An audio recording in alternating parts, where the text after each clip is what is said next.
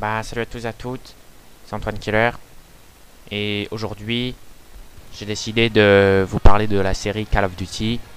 Donc derrière je vais mettre une vidéo de gameplay de Call of Duty et en même temps je vais commenter ce jeu parce que j'ai découvert ça grâce à mon grand frère et je trouvais ça vraiment pas mal comme jeu, alors je m'y suis mis à y jouer et je trouve que c'est vraiment super.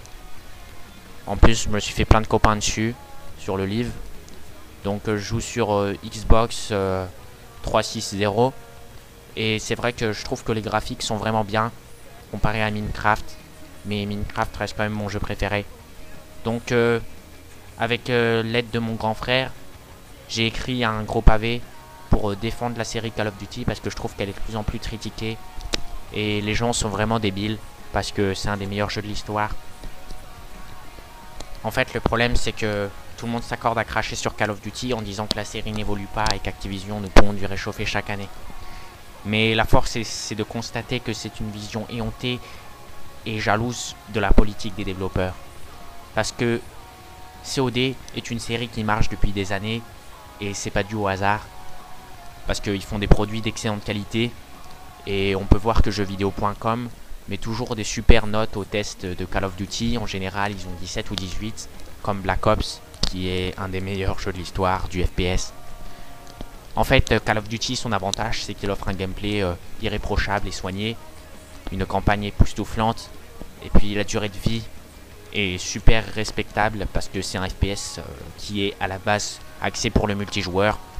Et moi, personnellement, je ne connais aucun jeu qui permette de diriger des AC-130 et aller dans des tourelles automatiques. Il n'y a que Call of Duty qui propose ça.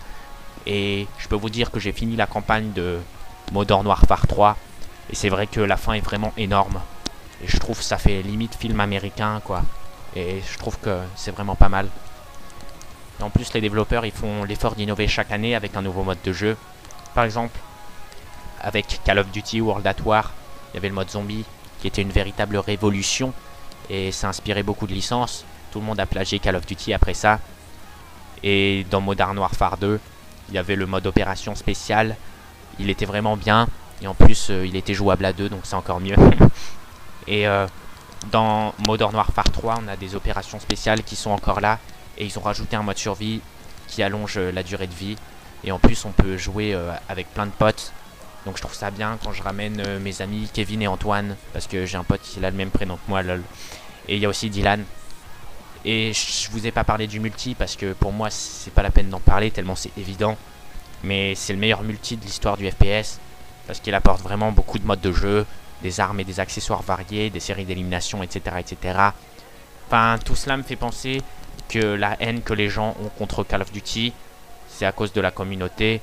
Mais je trouve ça pas vraiment juste, parce que la communauté est beaucoup plus mature que sur certains jeux. Par exemple, Dofus, on m'a dit que les gens, ils avaient 13 ans, alors que sur Call of Duty, c'est 18+, alors les gens sont super cool. En plus, ça rage pas souvent. Et puis on peut vraiment se faire plein de potes si on est un PGM comme moi quoi. En fait la série COD elle a mérité le succès qu'elle a eu. Et pour moi c'est pas pour rien que c'est le jeu vidéo le plus vendu de l'histoire.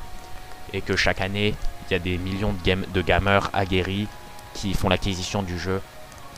Donc pour moi Call of Duty c'est la meilleure licence de FPS de l'histoire du jeu vidéo.